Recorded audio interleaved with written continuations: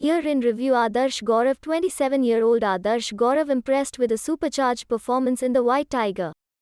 Raman Barani's film is an all-too faithful adaptation of Aravind Adiga's Booker-winning novel. Since the book, published in 2008, was powered entirely by its angsty protagonist, the 2021 Netflix adaptation had no choice but to get its central casting right. Jamshedpur-born Adarsh both fits in and stands out. As a repressed village boy with conflicting aspirations in a hierarchical world, he's terrific to watch. His oily scalp, low voice and faded work clothes are almost as memorable as some of the killer scenes he gets. The performance earned Adarsh a BAFTA nomination for Best Actor in a Leading Role. His next, Extrapolations, is an international anthology series, where he stars with relative unknowns Meryl Streep and Marion Cotillard. Aditya Modak. Just who, exactly, is a non-actor? The term is used to describe performers picked from everyday settings, as opposed to a film or drama school. Age, ethnicity and professional expertise are usually a factor in their selection.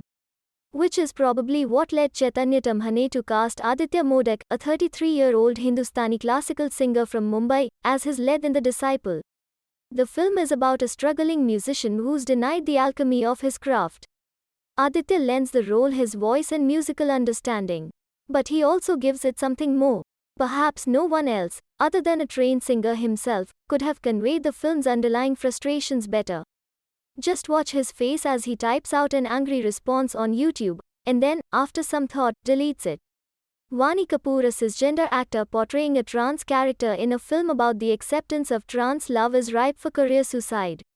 Vani Kapoor, then, had a lot to think before signing up for Chandigarh Kare Aashiki. In the film, Ayushmann Khurrana's gym freak falls for a beautiful Zumba coach. They have sex multiple times before the girl reveals she's a trans woman.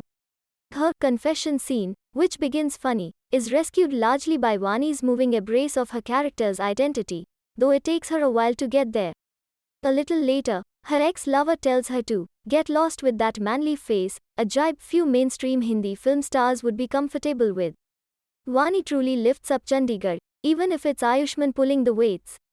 Mrunal Thakur. Mrunal Thakur has been in 7 Hindi films so far. In 5 of them, she's a wife or love interest. 2 of these films, Tufan and Dhamaka, released earlier this year, and a third, Jersey, is on its way.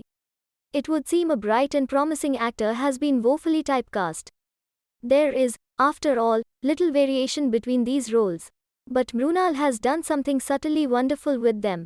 She has infused her ordinary-seeming characters with a rare independence and depth. An industry as male-fixated as ours will continue to need its ancillary female leads. Does not mean they have to be forgettable. When Mrinal's character, Vidya, slaps Shahid Kapoor in the Jersey trailer, you sense how central she'll be in a film largely about a man. Ayush Mehra brought a low-key charm to the role of a Parsi talent manager in Call My Agent, Bollywood. In a show full of loud performances, Ayush maintains a dry facade. And rightly so. Celebrity agents have the coolest of heads. A slight inflection or show of anger can cost them their jobs, or worse.